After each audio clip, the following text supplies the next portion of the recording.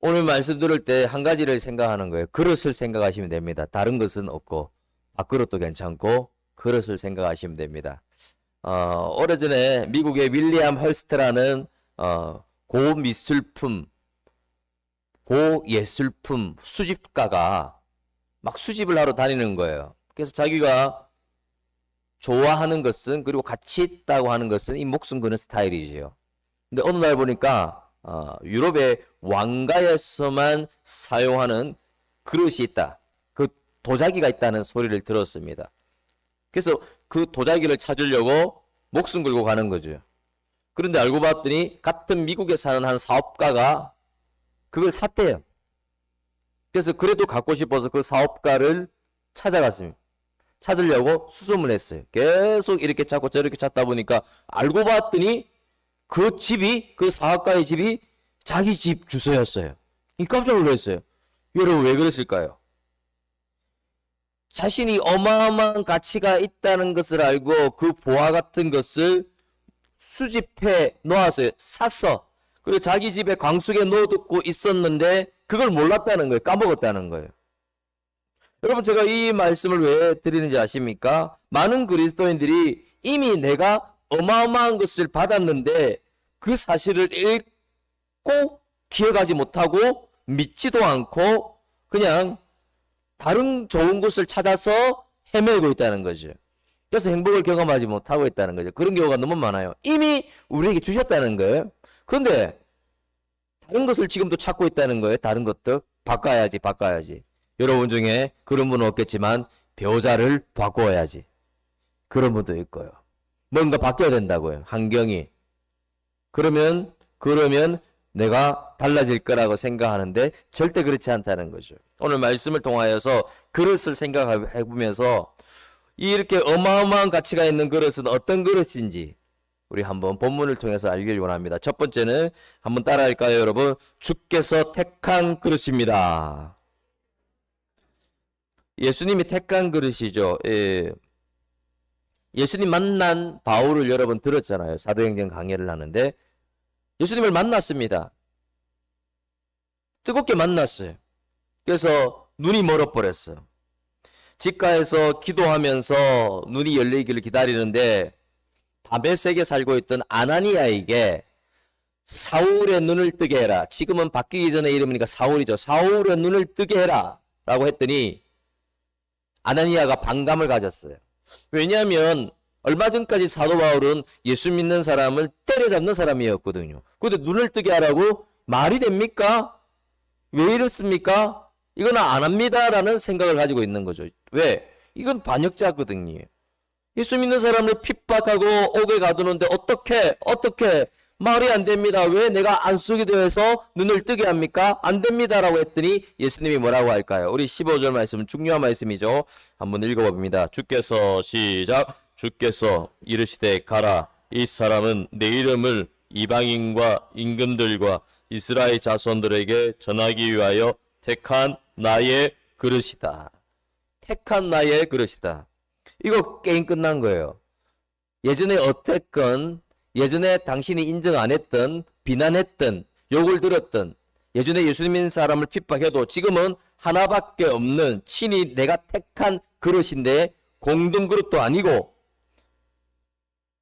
한 번 쓰다 버리는 그릇도 아니고 특별히 내가 제작한 나의 그릇, 예수님이 친히 사용하는 나의 그릇이라고 말씀하고 있습니다.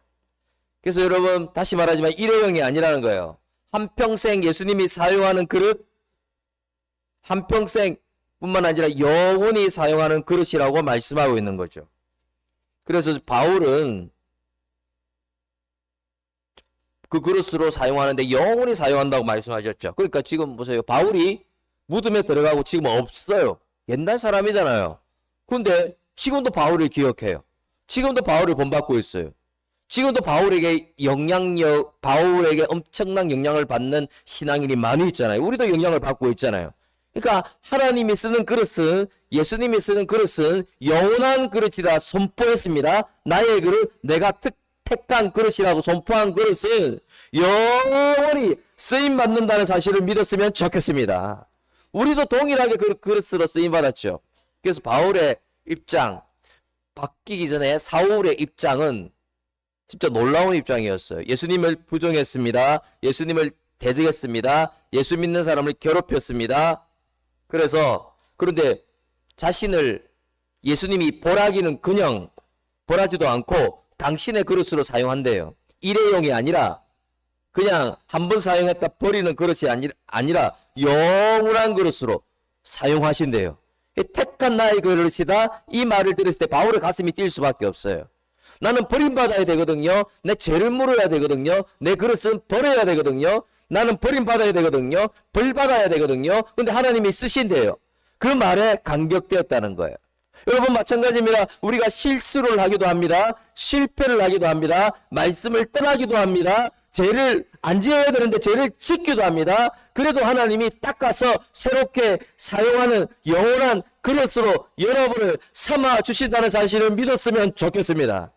이게 놀라운 거죠. 이 바울이 이게 은혜가 된다는 거죠. 예전에는요, 지금도 그런 경우가 있는데, 이제 죽은 분 시신을 삼배로 만든 수의를 입힙니다. 삼배로 만든. 그러니까 수의를 의인한다면, 우리가, 많은 삼배로 만든 수의 중에 어떤 삼배는 죽은 사람을 입히는 삼배로 사용되잖아요. 그게 이제 의인한다면 좀 불행한 거죠. 근데 그 관도 마찬가지예요. 모두 살아있는 나무인데 간으로 사용되는 또 나무가 있잖아요. 그리고 이 수의와 나무에 대해서는 어떻게 생각했어요? 근데 여러분 아시죠? 아무리 비싼 수의와 간이라도 무덤에 있으면 썩어요. 그리고 화장을 하면 불에 타버립니다. 쉽게 말하면 죽은 것들에 사용하는 것은 의미가 없다는 거예요. 지금은 그런 걸 안 하는데 예전에는 제 처음에 목회할 때도 묘지 이장을 많이 했어요. 묘지를 이장 안 하는 거예요. 왜냐하면 이제 묘지에 있는 시신이 또 조상들의 묘가 비가 많이 오고 그리고 또 이제 환경이 또 좋지 않은 곳에는 그 무너질 수가 있거든요. 그래서 묘지 이장을 하는 거죠. 묘지 이장을 한다고 해서 여러분 예전에 사용하는 수의가 있고요. 예전에 사용하는 간이 있어요. 얼마 안 됐기 때문에 이제 수의와 간이 그대로 있어요. 그럼 여러분 수의와 간을 재활용합니까? 아니죠. 불에 태우잖아요, 여러분. 불에 이제 태워서 버리는 거예요. 완전 폐기합니다. 그러니까 죽음을 담았던 죽음의 그릇은 소용이 없어요, 산 사람에게. 다시 재사용도 할 수가 없어요. 아무 소용이 없다는 거죠. 그래서 예수님이 택하지 못한 그릇은 영적인 면에서 죽은 그릇입니다. 그래서 공동무지에서 끝나듯 끝난 거예요. 근데 우리는 예수님이 택하신 질그릇이지만 예수님이 택한 그릇이니까 우리는 우리를 통해 예수님이 살아서 역사하시고 예수님의 가치가 주님의 가치가 여러분 속에 있다는 사실을 믿으시길 바랍니다. 그래서 저는 자부심을 가졌으면 좋겠어요. 주눅 안 들었으면 좋겠습니다. 예전에 제가 피카소 대전에서 미술 전시회를 간 적이 있습니다. 제가 그렇게 제 돈 주고 그 미술 전시를 보는 이런 건 아니에요. 별로 좋아하지는 않아요. 여러분도 별로 안 좋아하죠? 눈빛이 비슷한데 많은 돈을 주고 미술관에서 그림을 보지 않죠. 잘 보지 않죠. 근데 누가 이제 같이 가자고 해서 갔는데 피카소 대작이었습니다. 여러분 피카소 아시죠? 좀 특이하잖아요. 피카소는 최고의 화가죠. 근데 제가 볼 때 그림 보고 깜짝 놀랐어요. 얼굴이 없어요. 몸통만 있어요. 팔과 다리가 있는데 얼굴이 없어요. 어떤 그림은 보니까 얼굴이 2개예요. 어떤 그림은 눈이 있고 입이 있는데 코가 없어. 그리고 머리가 확 돌아가 버렸어. 이 그림을 보면 피카소가 아니라고 생각하면 정신 나간 그림이죠. 잘못된 그림이죠. 근데 단 한 사람도 피카소 그림이기 때문에 그 그림을 감격해하고 최고의 그림이라고 하지 그 그림을 엉망진창이라고 말하지 않아요. 이상하다 말하지 않아요. 왜? 대가인 피카소가 그렸기 때문이지요. 여러분 마찬가지입니다. 에베소서 2장 10절에 우리는 여러분 따라합시다. 그가 만드신 바라. 포이에마 그가 만드신다면 그거는 하나님의 걸작품. 하나님의 걸작품이라는 거죠. 여러분은 옆 사람하고 인사합시다. 당신은 하나님의 걸작품입니다. 악수하면서 시작. 당신은 하나님의 걸작품입니다. 걸작품이라는 거예요. 걸작품. 그걸 기억하시라는 거죠. 까먹지 말라는 거죠. 나의 그릇이라고 한 우리는 그냥 작품이 아니라 하나님의 걸작품이고, 하나님이 또 사용하시고 폐기 처분하는 작품이 아니고, 우리 박물관에 가면 100명이고 1000명이고 10,000명이고 보는 그러한 작품이 있어요. 여러분도 마찬가지입니다. 폐기 처분만 하는 작품이 아니라 100명이고 1000명이고 10,000명이고 여러분 볼 수 있는 그런 걸작품이라는 사실을 믿었으면 좋겠습니다. 그래서 우리가 문화유산 중에 여러분 이거 아시나요? 국사, 직지심체요절, 직지심체요절. 고등학교 때 한 거 지금까지 기억나는 거죠. 제가 국사를 잘했거든요. 직지심체요절. 여러분 들어보셨나요? 이 상당히 가치 있는 이 직지심체요절은 프랑스 수집가가 사서 프랑스 국립도서관에 기증했는데 가치가 100억, 1000억이 아니고 1조 원이 넘는 가치입니다. 이게 1조 원 이상 있어야 이 유산을 살 수가 있어요, 여러분. 근데 제가 이걸 보면서 1조 원 가치가 있는데 왜 하나님의 사람들은 내가 직지심체요절보다 못하다고 생각할까? 아닙니다, 여러분. 여러분은 직지심체요절 1조 원 이상의 가치가 있는 이 문화유산보다 하나님 앞에 더 가치 있는 걸작품이라는 사실을 믿으시길 바랍니다. 아직도 보니까 나는 아니다 하는 분이 있네. 여러분은 하나님의 걸작품입니다. 하나님의 작품이고 1조 이상의 가치가 있다는 사실을 믿으시길 바랍니다. 이게 믿음이 있어야 돼요, 여러분. 없다는 거야. 왜 그러냐? 쌓인 거야, 이게. 나는 아니다. 나는 보잘것없다. 나는 나이가 많아. 몸이 아파. 돈도 없다. 이거 아니라는 거예요, 여러분. 여성이 중에 김희애가 있고 김태희가 있고 우리 여성들은 그 사람보다 여러분이 나은 거예요. 왠지 아십니까? 예수가 있잖아요. 예수가 있어요. 하나님이 걸작품이라고 말했잖아요. 제가 1974년생인데 74년 중에 연예인 보니까 서장훈이가 74년생인데 내가 그보다 나아요. 물론 내가 한 가지 없는 게 있어요. 그보다. 돈은 그 사람보다 없어요. 내가. 그러나 제가 더 가치 있다는 것이죠. 여러분 마찬가지입니다. 소득으로 가치를 결정하는 거 아니라고요. 여러분. 소득으로.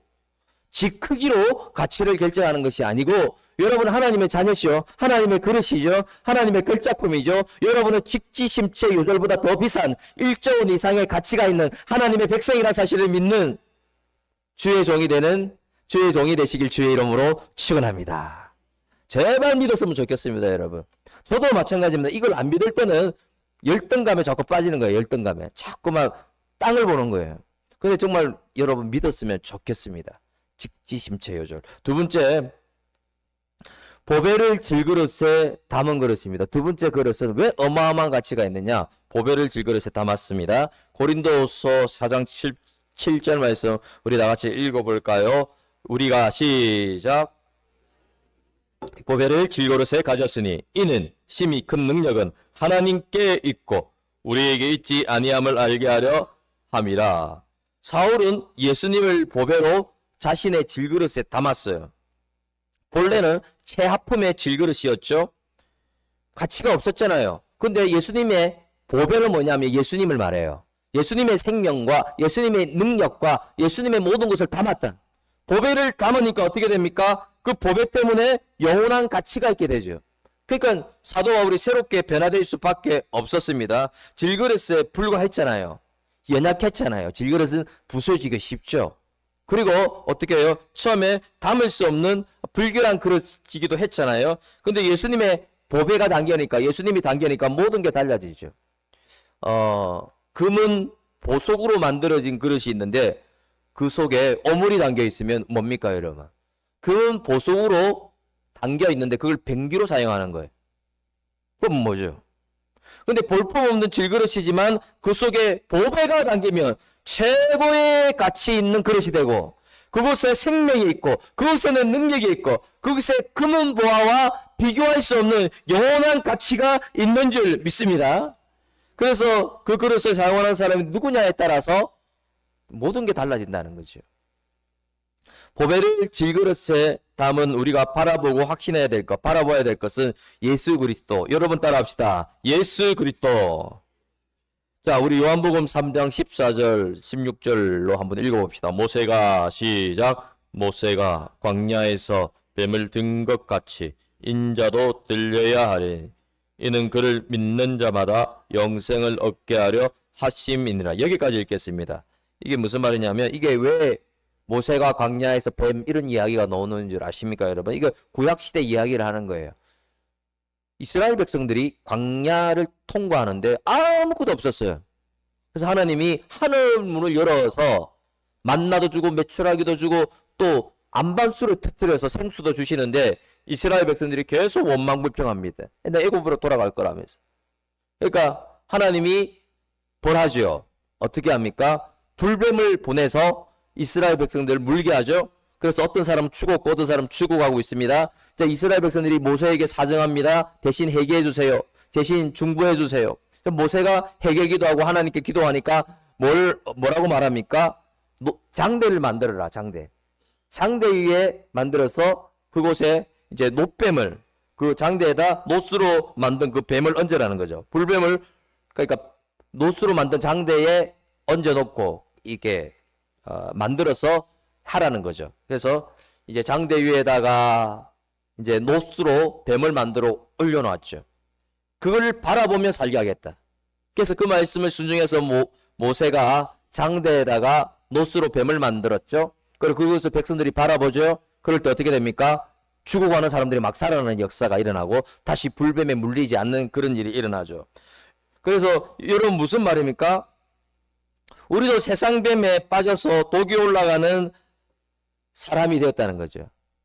그래서 보내주신 예수 그리스도가 있는데 이 예수 그리스도 십자가를 바라보기만 하면 보배이신 십자가를 바라보기만 하면 회복된다고 말씀하고 있습니다. 더 나아가서 보배이신 은혜이신 능력이신 그 예수님을 정말 바라보고 의지하고 매달리면 여러분에게 회복의 은혜가 있는 줄 믿습니다. 지금 이걸 말하는 거예요. 우리가 하나님 앞에 구원받았습니다. 예수 믿어 구원받았습니다. 그러면 또 다시 해야 될 게 있어요. 우리가 인간이기 때문에 넘어져서 죄를 짓거든요. 회개해야 돼요. 회개해야 돼요. 그리고 회개하는 데서 끝나지 않고 내가 내 안에 예수 보배를 채워야 돼요. 내 안에, 내 내면에. 내 내면에 뭐가 있나요? 계속 오물이 쌓이고 있다고요. 쓰레기가 쌓이고 있다고요. 하나님 되지 못하는 것들이 쌓이고 있다고요. 그래서 뭐예요? 내 영혼에 예수 보배가 채워져야 된다는 거죠. 내 내면에 은혜로 채울 뿐만 아니라 예수 보배로 채워지기 시작하면 모든 것이 달라져요. 내 속에 예수가 채워지면 어떻게 되느냐? 내 영혼에 들어와서 그 보배는 예수라는 보배는 소망의 보배가 되고 의로운 보배가 되고 거룩함의 보배가 되고 치료의 보배가 되고 축복의 보배가 되고 영생 복락의 보배가 되는 줄 믿습니다.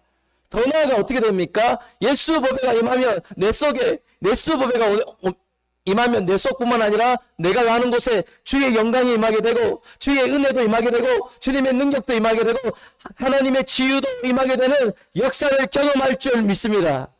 그래서 예수님의 보배가 너무나도 중요한 거죠. 2000년 전에 예수님은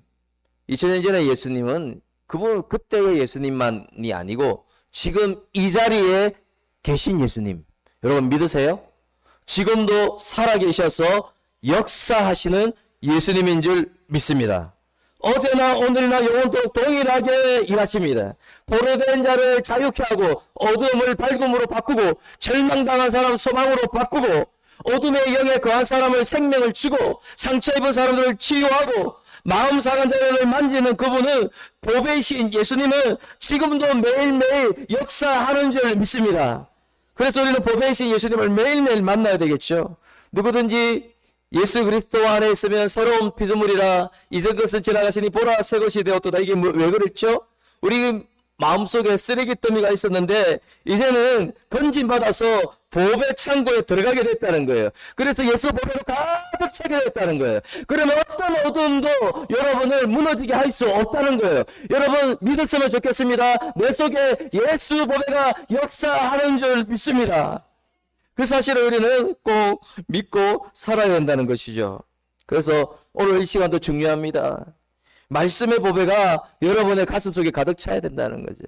주일 한번 오는 분도 많이 있는데요. 이 시간에 말씀의 보배가 여러분의 가슴에 가득 차지 아니하면 힘들게 되는 거죠. 그래서 여러분 말씀을 들을 때마다 예수 보배, 말씀 보배가 여러분 영혼 속에 가득할 수 있기를 주의 이름으로 축원합니다.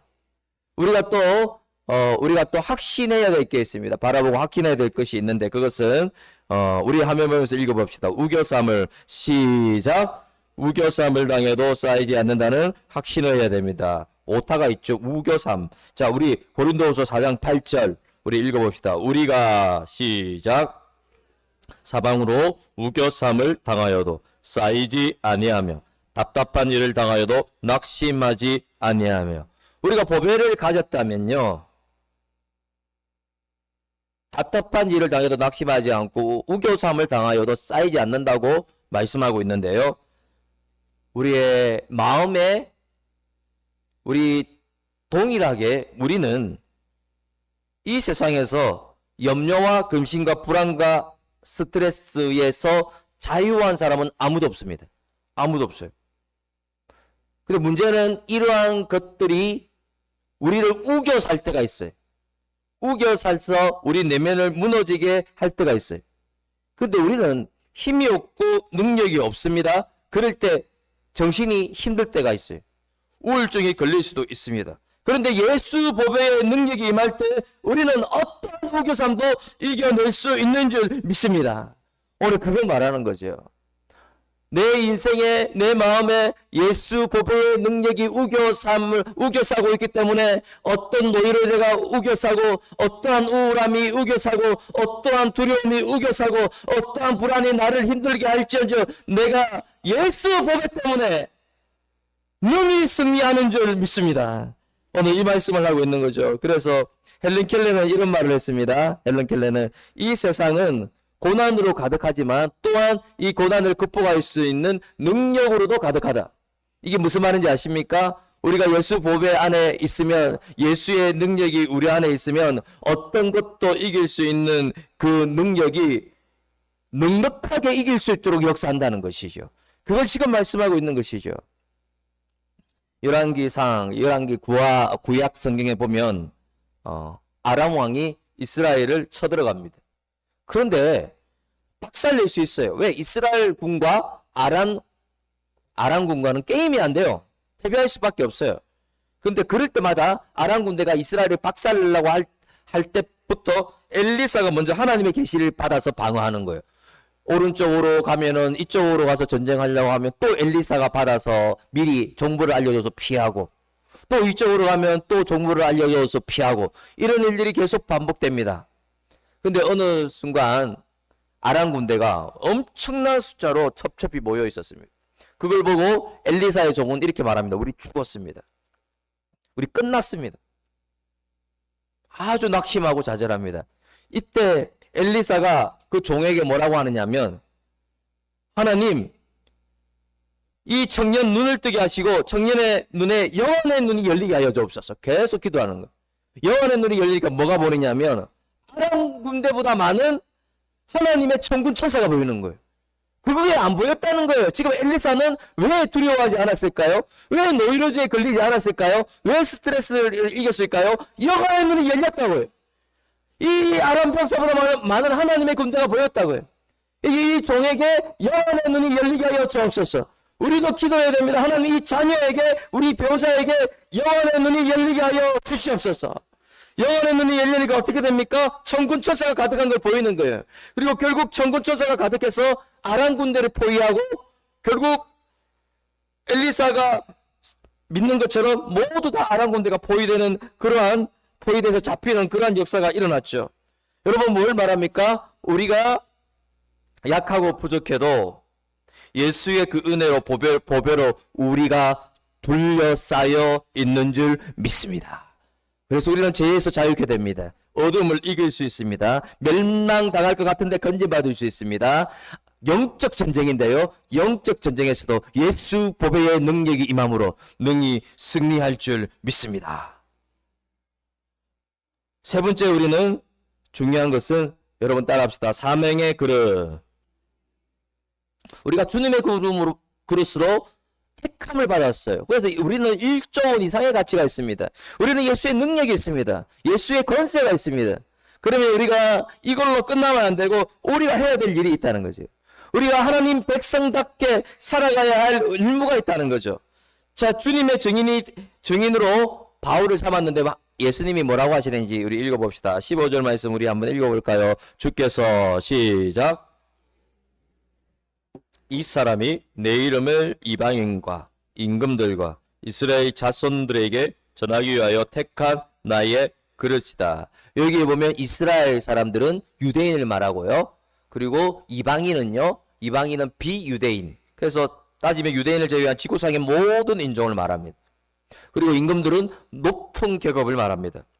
이런 사람들 앞에 가서 하나님 자녀답게 살아라는 거예요. 그리고 하나님 자녀답게 증인이 되라는 거예요. 그냥 살지 말고 이제는 변화되었잖아. 이제는 예수님 만났잖아. 내가 너를 택한 그릇으로 사용하고 직지심체의 요절보다 더 가치 있는 1조 원 이상의 가치를 주었는데 그러면 이걸 누리면 되고 그리고 그 능력을 누리면 되고 보배의 능력을 누리면 되는데 여기서 끝나면 안 되고 하나님의 백성답게 살아라고 말씀합니다. 그래서 그 말씀을 순종해서 그가 사도 바울이 복음을 전하는데요. 1만 3천 킬로미터까지 가고 있습니다. 전국에는 유럽의 심지어도 로마까지 가서 주님의 증인으로서 하나님의 백성답게 사는 일을 합니다. 사랑하는 여러분, 우리에게도 이 보배의 은혜의 특권을 주셨는데요. 우리는 의무 수행을 해야 됩니다. 우리는 사명 감당해야 됩니다. 여러분 뭐 해야 됩니까? 하나님 자녀답게 사는 거예요. 하나님 자녀답게. 우리가 증인의 임무도 수행하고 하나님의 뜻도 수행하고 쉽게 말하면 하나님의 백성답게 산다는 것을 말씀하고 있습니다. 내가 변화되었잖아요. 내가 받았잖아요. 내가 보배의 그릇을 입고 있잖아요. 내가 1조 원 이상의 가치도 받았잖아요. 그러면 이제는 나만 위해서 살지 말고 하나님 백성을 위하여 살라는 거죠. 프랑스 속담에 예전에 또 얘기한 적이 있는데요. 노블리스 오블리즈가 있어요. 노블리스 오블리즈. 저는 이 말을 상당히 좋아하거든요. 귀족은 귀족으로서 의무를 다해야 된다. 쉽게 말하면 귀족은 귀족답게 살아야 됩니다. 오늘날 문제가 뭡니까? 정치인이 정치인답게 살지 못합니다. 민생을 돌보지 못합니다. 기업가가 폭리를 행합니다. 기업가는 기업가 그 대로의 정신 가지고 살지 않아요. 애국자는 애국자라고만 말하고 그 정신으로 살지 않고 변질되는 경우가 많이 있습니다. 재판을 하는 판사도 변질돼서 잘못된 길로 가는 경우가 많이 있어요. 여러분, 오늘날 그리스도인들이 왜 비판의 대상이 되죠? 보배의 특권만 누리고 하나님의 자녀답게 살지 않기 때문입니다. 노블레스 오블리주를 하지 않았기 때문입니다. 여러분, 어딜 가든지 이제는 결단했으면 좋겠습니다. 하나님의 백성답게 사는 여러분 되시길 바랍니다. 우리가 하나님의 백성답게 살 때 하나님이 사용하시지 않습니까? 부모는 자식을 다 사랑해요. 그런데 신뢰하는 자식은 따로 있어요. 그 중에 신뢰하는 자녀는 틀리다는 거죠. 우리 역사적으로 우리 태종이 셋째 세종을 신뢰했죠. 아시죠? 그 후계자로 삼는 거잖아요. 삼성에도 이제 다 돌아가셨지만 이병철 회장도 셋째 이건희 회장에게 자신의 것을 맡겼습니다. 후계자로 삼았습니다. 왜? 신뢰하기 때문에. 여러분 마찬가지입니다. 우리가 보배를 가졌지만 하나님이 신뢰하는 사람이 되어야 되죠. 그러면 우리는 하나님의 백성답게 살아야 된다는 거죠. 사울이 바울대로 왜 끝까지 쓰임받았습니까? 노블레스 오블리지 한 거예요. 하나님의 백성답게 살았습니다. 그래서 쓰임받았습니다. 하나님의 이런 자에게 하나님이 자리를 맡기시죠. 여러분도 마찬가지입니다. 하나님 백성답게 노블레스 오블리즈 했으면 좋겠습니다. 예수님은 독생자의 특권을 누릴 수 있었습니다. 왕의 자녀로서 왕의 아들로서 특권을 누릴 수 있었습니다. 그런데 끝까지 노블레스 오블리스 하기 위하여 하나님의 백성답게 하나님의 자녀답게 살기 위하여 십자가에서 처참하게 죽으셨어요. 누구 때문에? 우리 위하여. 자기 위하여 아니잖아요, 여러분. 제가 묵상을 해볼 때 저는 감동을 받았어요. 오로지 백성을 살리겠다. 그거 아닙니까, 여러분? 내 자녀를 살리겠다. 그것 때문에 십자가에 처참하게 죽으신 분이 우리 예수님인 줄 믿습니다. 특권을 하나도 획득하지 않았잖아요. 독선자의 특권, 왕의 아들의 특권, 아무것도 획득하지 않고 내 백성을 살리겠다. 그래서 그 사랑을 실천한 그 예수님의 사랑을 가슴에 새길 수 있는 여러분 되시길 바랍니다. 우리는 그 사랑을 알아야 된다는 거죠. 우리가 보배되는 특권을 예수님이 주셨는데 우리가 귀한 특권을 쓰레기로 오염시키는 경우가 많아요. 우리가 하나님의 아들됨의 특권을 주셨는데 우리는 하나님의 아들을 제껴버리고 나의 이기심과 욕망으로 오염돼서 산 경우도 많아요. 나를 생명을 살리는 도구로 사용하셨는데 오히려 상처를 주고 생명을 해하는 도구로 사용이 된다는 거죠. 하나님의 영광을 위하여 살아라 했는데 삶에 가서는 영광은 없고 나의 영광 하나님의 영광을 가리는 일들을 하는 것이 우리의 모습입니다.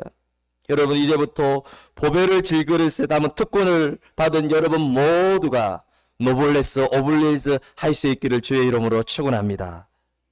그래서 우리는 결론을 내리면 예수님의 보배를 담은 질그릇이죠. 정말 그렇게 살면 하나님의 꿈이 나의 꿈이 되고요. 그분의 비전이 나의 비전이 되죠. 예수님의 비전이 나의 비전이 돼요. 예수님의 성품이 그의 인격이 나의 인격이 된다는 거죠. 그래서 보배의 질그릇이 담은 특권을 누리는 우리는 그래서 하나님 자녀답게 살겠습니다. 결단할 때 어떻게 되는지 아십니까? 그분의 능력이 여러분 가슴 속에 삶 속에 흘러넘친다는 사실을 믿는 하나님의 사람 되시길 주의 이름으로 축원합니다. 아멘.